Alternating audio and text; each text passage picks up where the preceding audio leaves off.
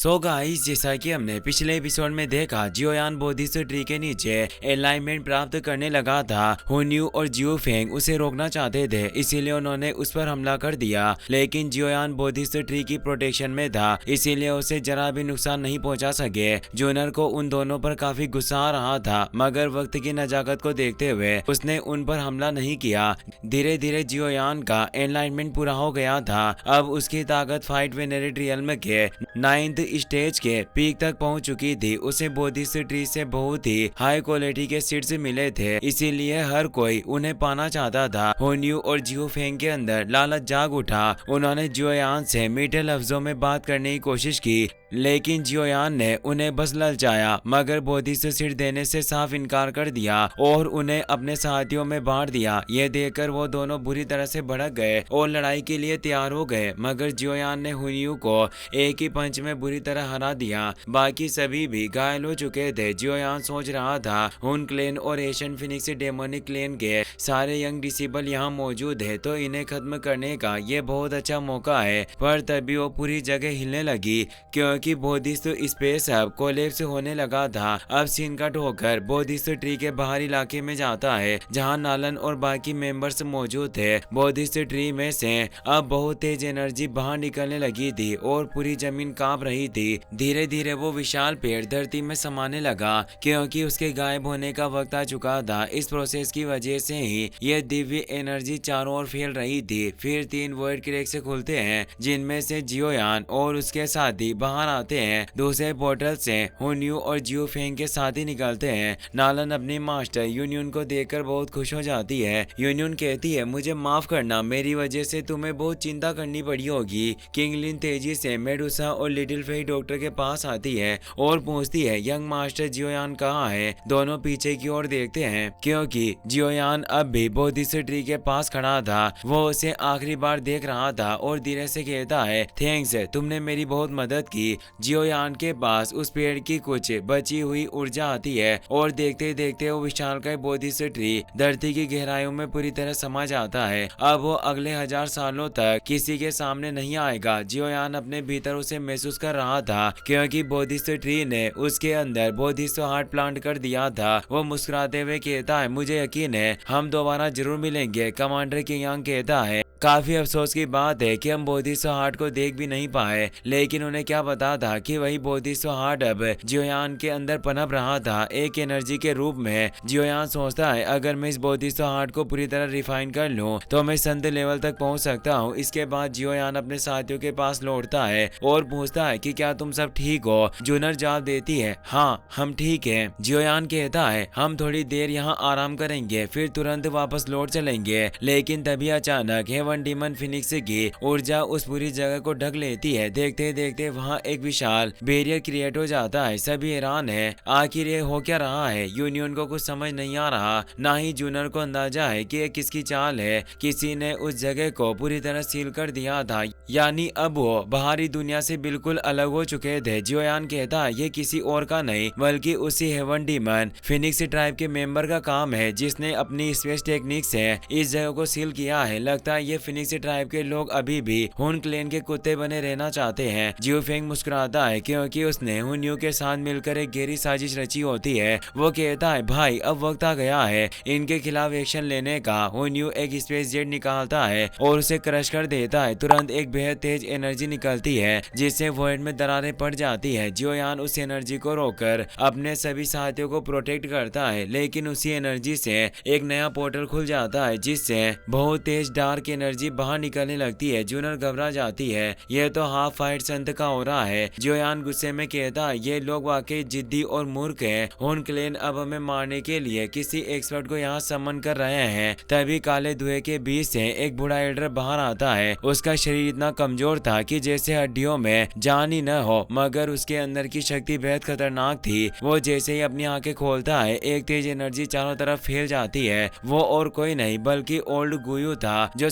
Second number का तियानजुन था और जिसकी ताकत हाफ फाइट संत रियल्म में थी। हुन्यू और बाकी सभी एनोई तुरंत उसके पास पहुंचते हैं और झुककर सम्मान देते हैं। हुन्यू कहता है, हम थोड़ी परेशानी में फंस गए थे, अन्यथा आपको यहाँ बुलाने की जरूरत ही नहीं पड़ती। इस लड़के जियोयान ने बहुत सारे बोधिसत्व सीट ले लिए हैं और साथ ही बोधिसत्व एशियन ट्री के नीचे मोटिवेशन का अवसर भी प्राप्त कर लिया है, जिसकी वजह से अब यह 9 स्टार फाइट वेनरेट रियल्म के पीक तक पहुंच चुका है। हमने कई बार कोशिश की पर इसे हरा नहीं पाए, इसीलिए हमें आपकी मदद की जरूरत है। ओल्ड गुयू मुस्कुराता है और कहता है, तो ये वही लड़का है, गिरे हुए कबीले जियो क्लेन का वंशज, फिर भी इसे इतना महान अवसर मिल गया। जियोयान समझ गया था कि आज का दिन बिल्कुल शांति से नहीं गुजरने वाला और जल्दी एक भयानक लड़ाई होगी। कमांडर कियांग गुस्से में बोलता है, क्या तुम्हें लगता है कि सिर्फ तुम ही मदद के लिए एल्डर को बुला सकते हो? वो तुरंत सीनियर एल्डर का जेट टोकन क्रश कर देता है, मगर टोकन काम नहीं करता। वो हैरान रह जाता है, ये स्पेस वेव यहाँ काम क्यों नहीं कर रही? फ्लावर सेक्टर और बाकी सभी जियोयान के साथी परेशान हो जाते हैं। जूनर कहती है, ये जियो फेंग बहुत चालाक है, इसने अपनी हेवन फिनिक्स से फैंटम सील का इस्तेमाल करके इस पूरी जगह को सील कर दिया है ताकि हम बाहर मदद के लिए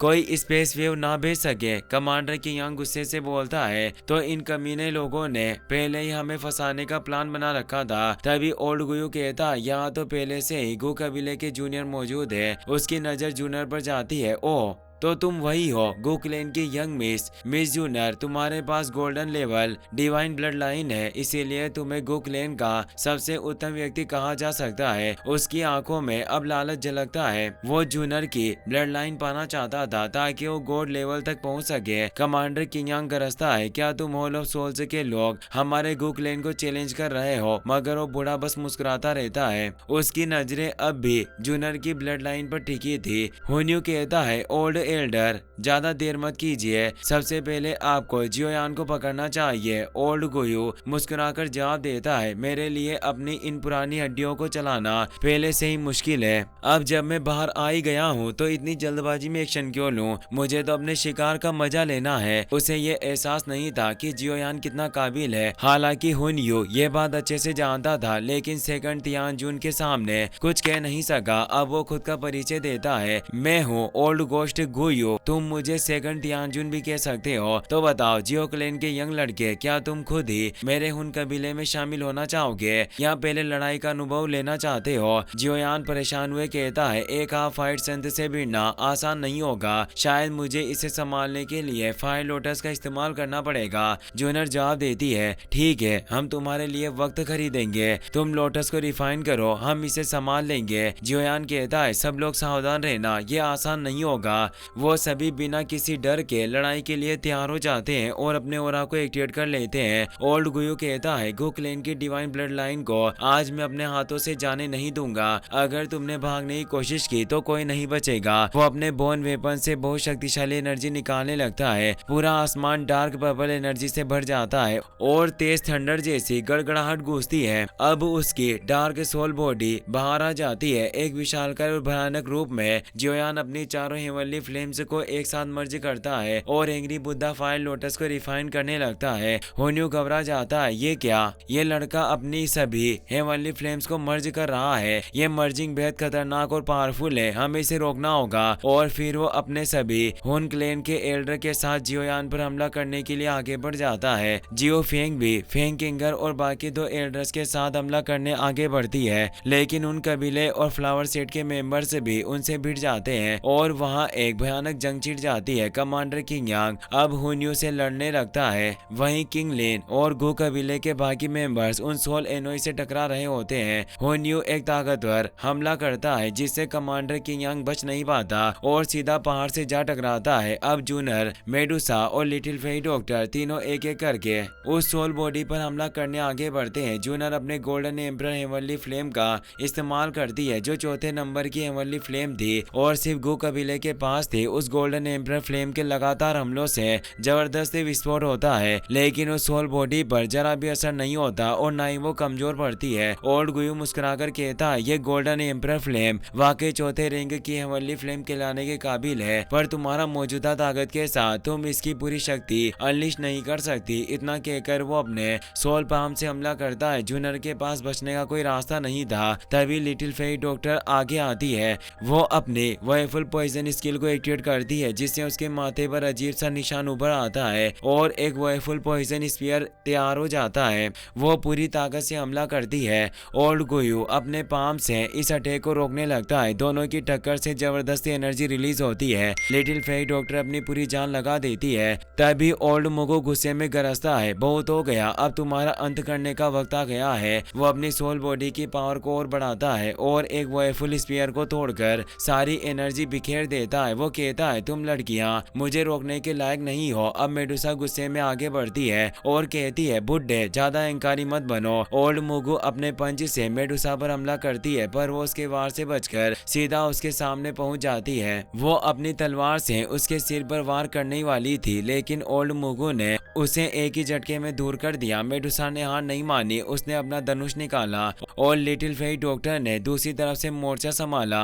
मेडुसा ने ट्राई एरो से वार किया, वहीं लिटिल फेरी डॉक्टर ने ड्यूअल स्लेश से हमला किया। दोनों के हमले एक साथ उस देवते पर बरस रहे थे। ओल्ड मुगु ने अपनी सोल बॉडी के दोनों हाथों से नीचे जोरदार अटैक किया, जिससे एक भयानक एनर्जी फैल गई और दोनों के वार बेअसर हो गए। अब वो जोर से गरजने लगा। जूनियर को समझ आ गया कि वो लोग अब ज्यादा देर तक इसे रोक नहीं पाएंगे, इसीलिए उसने तुरंत अपना golden emperor burning formation activate करना शुरू किया। ओल्ड मुगु मुस्कुराया और बोला, अब ये लड़ाई वाकई दिलचस्प होने वाली है। और इसी के साथ ये एपिसोड यहीं खत्म होता है। अगर वीडियो पसंद आया हो तो अपने दोस्तों के साथ शेयर करें, साथ ही वीडियो को लाइक और चैनल को सब्सक्राइब करना ना भूलें। आपका तहे दिल से शुक्रिया। Thanks for watching.